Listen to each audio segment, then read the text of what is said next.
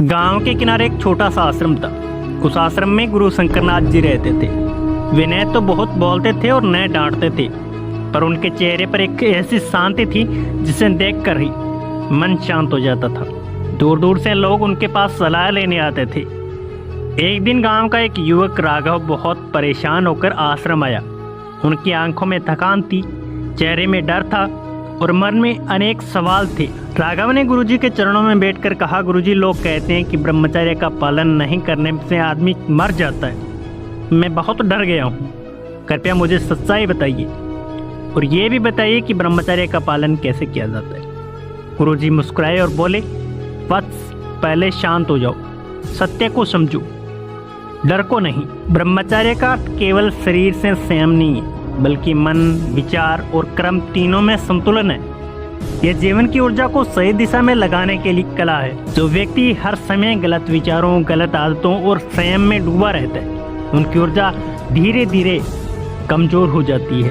वह शारीरिक, मानसिक और आत्मिक रूप से थक जाता है। राघव ने डरते हुए पूछा, गुरुजी, क्या ब्रह्मचर्य न रखने से मौत हो जाती है? गुरुजी गंभीर होकर बोले, नहीं वत्स, कोई व्यक्ति सिर्फ ब्रह्मचर्य न रखने से अचानक मर नहीं जाता। यह डर फैलाया गया, ये झूठ है। लेकिन हाँ, असहमति जीवन धीरे धीरे इंसान को अंदर से खोखला कर देता है। उन्होंने समझाया, जैसे कोई दीपक को अगर उसका तेल बेकार में बहा दिया जाए तो वो जल्दी बुझ जाता है, वैसे ही जीवन शक्ति और गलत आदतों में नष्ट हो जाती है। शरीर बीमारियों से भर जाता है, मन कमजोर हो जाता है और जीवन का आनंद खत्म हो जाता है। इसे ही लोग जीते जी मरना कहते हैं। गुरुजी ने राघव से कहा, क्या तुम्हें अपनी हालात नहीं दिख रही? राघव की आंखों में आंसू आ गए। हाँ गुरुजी, मैं पढ़ाई में कमजोर हो गया, मन अशांत हो गया, छोटी छोटी बातों में गुस्सा आता है, शरीर में थकान रहती है। गुरुजी बोले, यही असंयम का परिणाम है। गुरुजी बोले, यही असंयम का परिणाम है, मृत्यु का नहीं। और इसका समाधान भी है। ब्रह्मचर्य का पालन कैसे करें? गुरुजी ने कुछ उपाय बताए थे। नंबर 1, गलत संगति से दूर रहो। जैसे संगति वैसा मन, अश्लील बातें, वीडियो और गलत सोच को दूरी बनाओ।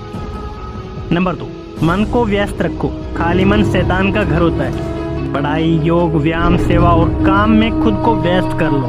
नंबर 3, सात्विक भोजन करो। भोजन मन को प्रभावित करता है। ज्यादा तला भुना, नशा और ज्यादा मसाले को अस्तर कहते हैं। नंबर 4, योग और प्राणायाम, सूर्य नमस्कार और ध्यान से मन और शरीर दोनों मजबूत होते हैं। नंबर 5, नींद और दिनचर्या।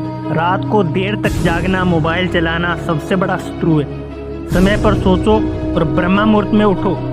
नंबर 6, ईश्वर पर विश्वास रखो। जब मन भटके, ईश्वर का नाम लो, ये सबसे बड़ी शक्ति है। गुरुजी ने कहा, जो ब्रह्मचर्य का पालन करता है उनका आत्मविश्वास बढ़ता है, याददाश्त तेज होती है, शरीर स्वस्थ रहता है, चेहरे पर तेज आता है और जीवन में उद्देश्य स्पष्ट होता है। राघव ने गुरुजी की बातों को जीवन में अपनाने का निश्चय किया। शुरू में कठिनाइयां आई, मन भटका, लेकिन उन्होंने हार नहीं मानी। 3 महीने बाद वही राघव पहले से ज्यादा स्वस्थ, पढ़ाई में ध्यान लगाने लगा, मन शांत रहने लगा, आंखों में आत्मविश्वास लौट आया। वह फिर गुरुजी के पास आया और बोला, गुरुजी, अब समझ आ गया कि ब्रह्मचर्य डर नहीं, एक शक्ति है।